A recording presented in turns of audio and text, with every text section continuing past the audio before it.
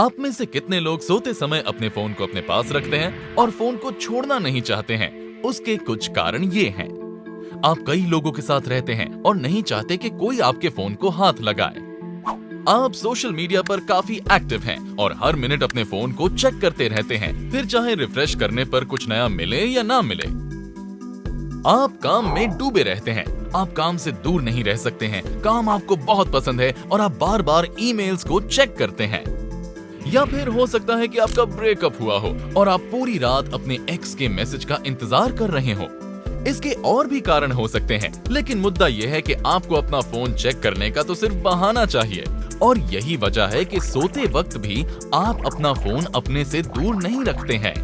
Congratulations, आप अपने phone के गुलाम बन गए हैं। हमने ये तो जान लिया कि क्यों आप अपने फोन को अपने पास रखते हैं। अब ये जानते हैं कि ऐसा क्यों नहीं करना चाहिए। रात में फोन से निकलने वाला कृत्रिम नीला प्रकाश हमारे दिमाग पर असर डालता है और हमारे सर्केडियन रिदम को कंफ्यूज कर देता है। ये मान लीजिए कि ये हमारी अंदरूनी घड़ी है जो समय को मापती है। खराब सर्केडियन रिदम का मतलब है सोने में गड़बड़ी होना। उदाहरण के लिए, आपको रात की बजाय दिन में नींद आती है। मेलाटोनिन हार्मोन का सिक्रीशन कम होने लगता है। ये वो हार्मोन है जो हमारी सर्केडियन रिदम को चलाने में अहम भूमिका निभाता है। इसी की वजह से आपको अच्छी नींद भी आती है, लेकिन यही नींद खराब होने लगती है। नींद के रेम स्टेज में कमी आ जाती है। रेम स्टेज यानी रैपिड आई मूवमेंट दिमाग और शरीर को आराम देने का काम करता है। इससे आपकी बॉडी में प्रोटीन बनता है, याददाश्त तेज होती है, रचनात्मकता बढ़ जाती है और मसलों को सुलझाने की क्षमता भी बढ़ जाती है। इसीलिए बच्चे काफी देर तक सोते रहते हैं, क्योंकि वो नींद के रेम स्टेज में होते हैं। फोन को इस्तेमाल करने के बाद आप ज्यादा चैतन्य हो जाते हैं और नींद कम आती है, जिसकी वजह से अगले दिन आप थका हुआ महसूस करते हैं और आपके दिन की अच्छी शुरुआत नहीं हो पाती है। खराब मूड का असर आपके उपापचय पर होता है। आपका अस्वस्थ खाने की ओर झुकाव बढ़ जाता है, जिसकी वजह से आपको कई तरह की बीमारियां हो सकती हैं। इससे हमें पता चलता है कि सोने का सबसे बेहतरीन तरीका है फोन के बिना सोना। इससे आपकी अगली सुबह ताजा, जोशीली और खुशहाल होगी। आज रात ऐसा ही करिएगा, अपने फोन को दूर ही रखिएगा। शुक्रिया, बाद में कहिएगा।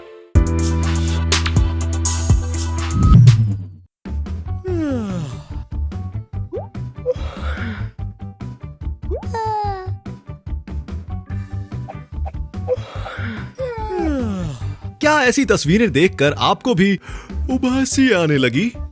जम्हाई या उबासी लेने की प्रक्रिया को ऑसिटेशन कहते हैं। एक अध्ययन से पता चला है कि जम्हाई आपके दिमाग का प्राकृतिक एयर कंडीशनिंग सिस्टम है, जो आपके थके दिमाग और ज्यादा काम में व्यस्त ग्रे मैटर को ठंडा करने के लिए ठंडे रक्त को आपके दिमाग तक पहुंचाती है, ताकि आप अपना काम अच्छे से कर सकें। यहाँ तक कि उबासी के बारे में सोचने से भी आपको उबासी आ सकती है। सभी उबासी लेते हैं, यहाँ तक कि जानवर भी। आमतौर पर लोगों का ये मानना है कि जब नींद आती है तभी उबासी आती है, लेकिन ऐसा नहीं है। उबासी लेने के 3 मुख्य कारण हो सकते हैं। हमें उबासी तब आती है जब हम थके होते हैं, जब हम बहुत ज्यादा बोर हो चुके होते हैं, या जब हम दूसरों को उबासी लेते हुए देखते हैं। आपको सबसे ज्यादा उबासी कब आती है, ये हमें कमेंट सेक्शन में जरूर बताएं। कुछ मजेदार फैक्ट। क्या आप जानते हैं कि बच्चे भी गर्भ में उबासी लेते हैं? उबासी लेने की प्रक्रिया क्या है? दिन भर काम करने के बाद हमारा दिमाग बुरी तरह से थक जाता है, जिसके बाद उबासी आती है, जिसके दौरान हम अपने जबड़ों को फैलाते हैं और ब्लड वेसल्स यानी कि रक्त वाहिकाओं के जरिए हृदय से दिमाग तक खून पहुंचाते हैं। इसके साथ ही हम अपने नाक और मुंह से हवा को अंदर लेते हैं। हवा दिमाग तक जाने वाले खून को ठंडा करती है, जिससे हमारा दिमाग फिर से तेजी से काम करने लगता है। क्या उबासी संक्रामक है?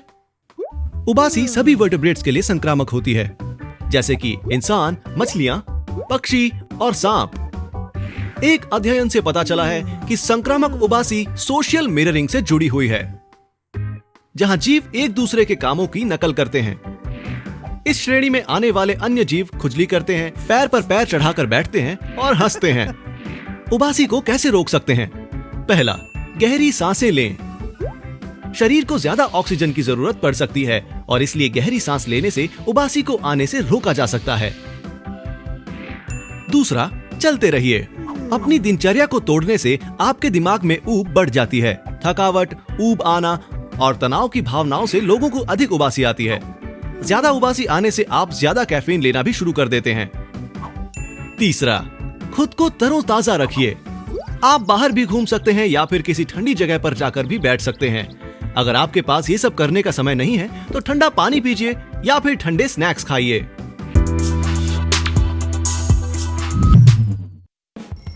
क्या आप सुबह कम से कम 3 से 5 बार स्नूज बटन दबाते हैं? क्या जागने के लिए आपको 5 बार अलार्म सेट करने की आवश्यकता पड़ती है? क्या आप काम पर अक्सर लेट हो जाते हैं क्योंकि आपका अलार्म नहीं बजता है? अगर आप सुबह जल्दी नहीं उठ सकते हैं या फिर जल्दी उठने में तकलीफ होती है तो इन 5 अनोखे तरीकों को अपनाइए, जिससे आप बार बार स्नूज बटन नहीं दबाएंगे और दिन भर अच्छा महसूस करेंगे। पहला नंबर, अपने अलार्म को दूर रखें। ऐसा करने से आपको अलार्म को बंद करने के लिए उठना और चलना होगा, इसलिए बार बार उसे स्नूजिंग पर रखना आसान नहीं होगा। जागने और चलने से आपके शरीर की मांसपेशियों को गति मिलेगी और इसलिए आप जाग जाएंगे। दूसरा नंबर, बत्ती जला दें या फिर कमरे के पर्दे हटा दें ताकि रोशनी अंदर आए। ज्यादातर लोग सोते समय कमरे में अंधेरा पसंद करते हैं, जबकि दूसरी तरफ रोशनी से उनकी नींद खुल जाती है। इसलिए सुबह उठते ही रोशनी पड़ने से आप नींद से जाग सकते हैं। तीसरा है, जागने का कोई उद्देश्य या कारण होना चाहिए। क्या आप कभी वक्त से पहले उठे हैं क्योंकि आपको फ्लाइट पकड़नी होती है? ऐसा इसलिए होता है क्योंकि आपके दिमाग में चल रहा होता है कि आपको उठते ही कोई काम करना है। रोजाना उठने का एक कारण निर्धारित करें, जैसे कि साइकिल चलाना या जिम जाने का फैसला करना। ऐसा करने से आप आराम से उठ जाएंगे और अलार्म को स्नूज पर नहीं डालना पड़ेगा। चौथा नंबर, सही चक्र में जागें। अध्ययनों से पता चला है कि पूरी नींद लेने के मुकाबले रेम स्लीप का लेना बहुत ज्यादा जरूरी है। दरअसल स्नूजिंग आपके दिमाग को भ्रमित करता है और आपके रेम सर्कल को प्रभावित करता है। रेम साइकिल के बीच में जागने से आपको नींद और सुस्ती महसूस होती है, इसलिए यदि आप सही समय पर सोते हैं तो आप सही समय पर जाग जाते हैं। पांचवा नंबर है पानी पीना। सुबह उठते ही पानी पीना अच्छा रहता है। आप तरोताजा रहते हैं और जैसे ही पानी शरीर में जाता है आपके अंदर ऊर्जा आ जाती है, क्योंकि रात भर आप पानी नहीं पीते और सुबह उठते ही पानी पीने से आप सतर्क हो जाते हैं। पानी आपके मस्तिष्क को ईंधन देता है और थकान से छुटकारा दिलाता है। यदि आप सुबह पानी पीने के और भी आश्चर्यजनक लाभ जानना चाहते हैं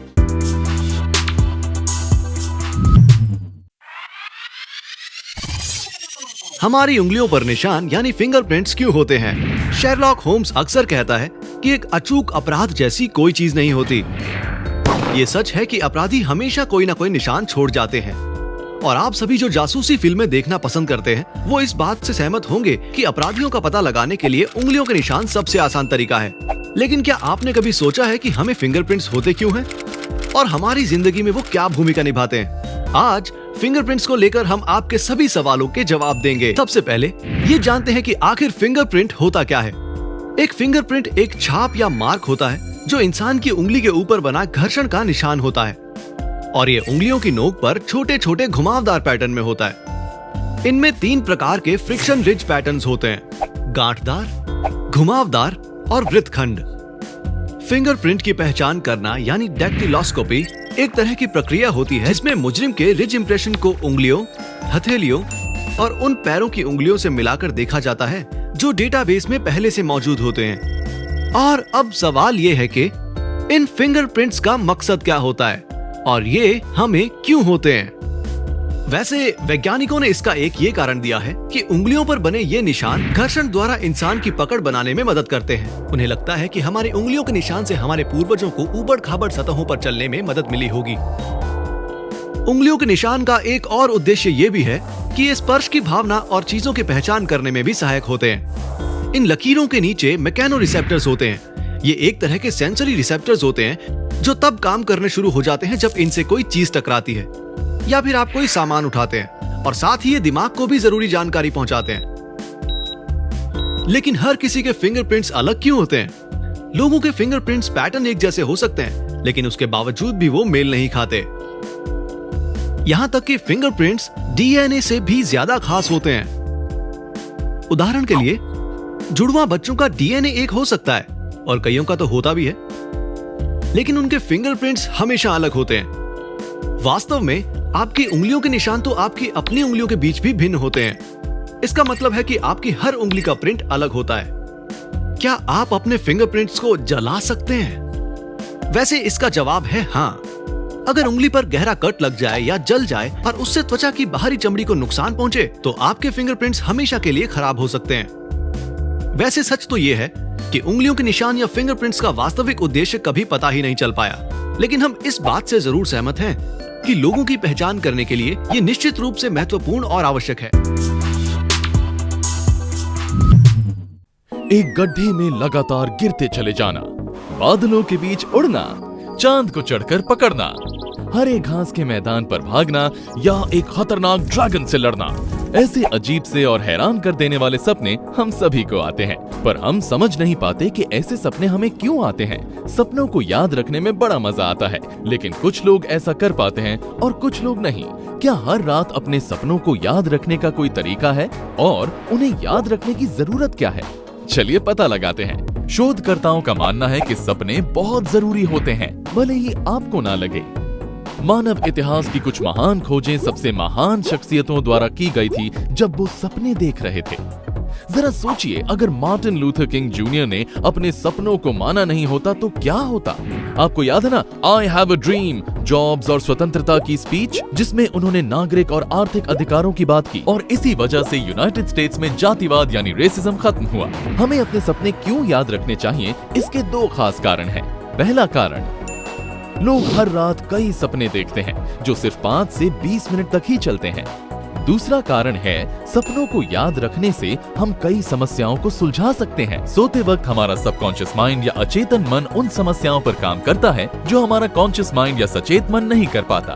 रोजमर्रा की जिंदगी में लोग कई चुनौतियों का सामना करते हैं, फिर चाहे वो परिवार से जुड़ी हो, काम से, सेहत से, या कोई क्रॉसवर्ड पजल जिसे आप सुलझा नहीं पा रहे हैं। सपने हमारी समस्याओं को सुलझाने की क्षमता को बढ़ाता है। आपने ये फ्रेज सुना होगा, स्लीप ऑन इट। ये सच में काम करता है। सपनों को याद रखना, उन्हें संसाधित करना और उससे जानकारी इकट्ठा करने से आप कई और नए आइडियाज को जन्म देते हैं और अच्छे फैसले ले पाते हैं, और साथ ही आपका आत्मविश्वास भी बढ़ जाता है। अब मैं आपको बताऊंगा 6 क्विक टिप्स अपने सपनों को याद रखने के लिए। डिसाइड करें या तय करें। आपको ये डिसाइड करना है कि आपको अपना सपना याद रखना है। सोने से पहले ये तय कर लें कि आपको अच्छी तरह से सोना है। इधर उधर की बातें नहीं सोचनी है। बिस्तर पर लेटने से 1 घंटा पहले बत्तियों को बुझा देना है ताकि आपका शरीर समझ जाए कि अब आराम की बारी है। रिकॉर्ड यानी दर्ज। सपनों को रिकॉर्ड करें। अपने सपनों की छोटी छोटी बातों पर ध्यान देना शुरू करें। आपने जो भी देखा उसे लिख लीजिए, जैसे कि आप कहाँ थे, भावनाएं और पात्र भी। आईज। सुबह उठते ही अपनी आंखें जल्दी से ना खोलें, उन्हें खोलने की तीव्रता पर नियंत्रण रखें। इससे आप शांत रहेंगे और सुबह उठते ही आप फोकस्ड रहेंगे। जो लोग आराम से उठते हैं उन्हें अपने सपने ज्यादा याद रहते हैं। अफर्म यानी निश्चय। इस बात का निश्चय कर लें कि आप सपने को याद रखेंगे। अपने आप से कहिए, मैं अपने सपने को जरूर याद रखूंगा। सोने से पहले 3 बार इस बात को अपने आप से कहें। मैनेज। आपको अच्छी तरह से सोना है। सबसे ज्यादा जरूरी है कि आप अपनी गहरी नींद को पूरा करें। आप सपने ज्यादातर तब देख पाते हैं जब आपकी बॉडी पूरी तरह से रिलैक्स्ड होती है, इसलिए ध्यान रहे अच्छे से सोना है। शेयर यानी बांटें। अपने सपनों को परिवार में किसी के साथ, दोस्तों के साथ या जिनसे आप शेयर करना चाहते हैं उनके साथ शेयर कीजिए। जितना आप शेयर करेंगे उतना ही वो सपने आपको याद रहेंगे।